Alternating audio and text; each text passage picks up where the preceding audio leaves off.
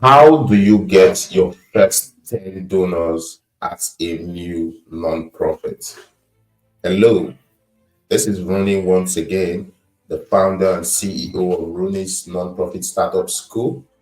If you're seeking to start up your nonprofit, if you're seeking to raise money, reach out to us or go on our website, nonprofit-school.com.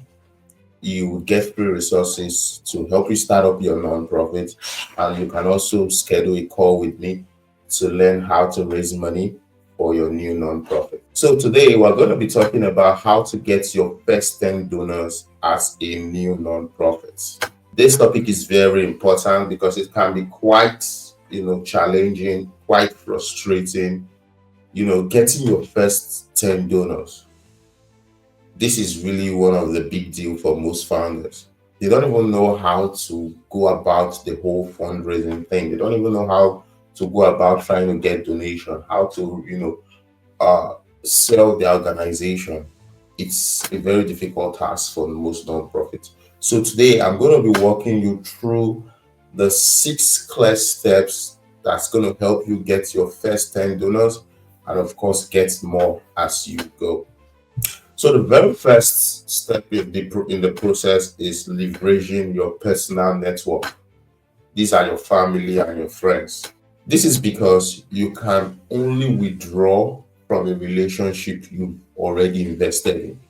So all your life, growing around your family and your friends, you've been investing in those relationships. And when starting your nonprofit, this should be the first people for you to call on, to get the support you need to be able to scale and grow your organization. They would easily give to you than others who are out there who do not know about you. So this is one reason why you must take care of your relationships, your family and your friends, because you can turn to them when it gets to things like this and you can get the support you need. And getting the support you need goes beyond money from family and friends. Sometimes you will get skills, sometimes you can get expertise, people who are willing to show up in their area of expertise to help you. Say, for example, you have a friend who's good in web development, you could have that expertise for free. Unlike where you can go out there to go pay somebody to help you do that. So aside getting funding and support, you're also getting skills and expertise if you know how to tap into your personal network. And remember, you can only withdraw from a relationship you invested in. 2, your new board members, the board members who are incorporating, who are going into the nonprofit startup process with you. What we will always recommend is when recruiting these new board members, make sure they know that 100% board giving is one of the policy within your organization. The 100% board giving gives you the opportunity to be able to tap or get startup funding from these new board members. So like I would always say, if you're looking to raise $1 million for your startup, you could get around a 10 to 20K from your board members so that you can use that money to then go out there and go get the $1 million you need to scale your impact. So board members funding is very, very important. And it is important you let them know, especially during the recruitment process, that as board members, you're expected to give to the organization. You're expected to put your money where your mouth is, right? Because think about it, if your board members can't give to your organization, why should anyone out there? So that's why it is important you get them to give. And aside getting board members to give, board members could also introduce you to their network. Some of these board members are connected to business owners, some of them are executives in companies, some have, very robust network. You could also tap into this network for fundraising, by getting them to introduce you and the organization to their network. And of course, the organization's fundraising process can take that up. So get your board members to support you is one of the key ways to get your first 10 donors. The third is building a strong online presence. And this is in 3 ways. One is strong social media presence. Social media is like a huge opportunity, right? You could reach 1 million people just from your phone. Building a strong social media presence is going to help you get your first 10 donors.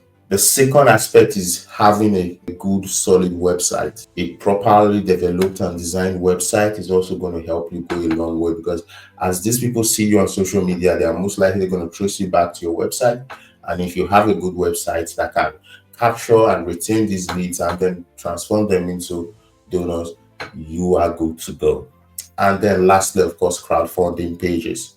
So you could sign up to Kickstarter, you could sign up to Indigo, you could sign up to these different crowdfunding platforms to raise startup funding. And of course, you use social media and your website to also promote these crowdfunding pages. So having a strong online presence around these three areas, social media, website, and crowdfunding, is one key way to get you your first 10 donors. The fourth step of the process is creating a prospects list and building an organic followership. So there's a reason I'm very intentional about building the organic followership, because creating a prospect list is like, you going out there, running a market study across your zip code, across your service area, to find people who love your vision, people who have proven to give to organizations like yours in the past, people who are interested in the mission that you are into. You could find a list of these people, say 10,000, 20,000 of these people across your service area, and then intentionally build an organic relationship with them. When you get the list of these people, you don't rush out there to start, asking for funding. You don't rush out there to start asking for money. You're going to turn a lot of them away. But when you have this list of prospects and then you intentionally build an organic relationship, intentionally build an organic followership with these people, maybe for the first 1 year, by the next year, you can easily tap into that network to start getting quality resources for your organization. So rushing out to go make the ask won't help you in this one.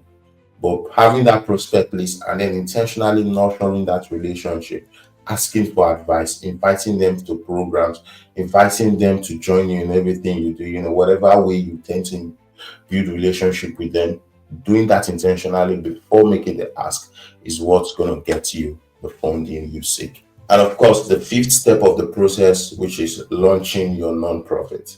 So actually organizing an official launch where you invite people, you invite the media, you invite, government, stakeholders, government authorities, have all of them in that room. That's going to be a huge boost for you. First, the press release that's going to come all out there is going to introduce you to your community, is going to attract a lot of people to you. And then if you're very strategic with such events, you can be able to raise pledges, raise financial support, and even get future support from such an event. So launching your organization is one key way to get your first 10 donors. And of course, lastly, offering incentives to donors. So offering incentives like thank you card, donor impact update, whatever that you could give back to these donors who are taking out their resources to support your work, is going to go a huge way or a long way for you. Here you have it, the 6 clear ways to get your first 10 donors as a new nonprofit. Any of these ways could set you up for good, from family and friends to your board members, to building a strong online presence, to creating a prospect list and building organic relationship with these people, to launching your nonprofit like an official launch, and then of course lastly to offering incentives and donors to incentives to donors who donate to your organization. So, like I said at the very beginning, if you're looking to start up your nonprofit, if you're looking to raise money, reach out to us. Go to nonprofit-school.com or the link on our bio.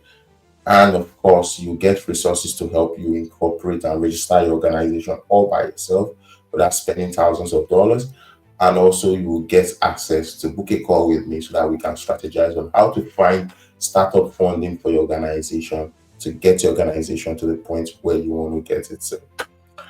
All right, that's going to be all for today. Peace and love. We'll be here again tomorrow to give you more.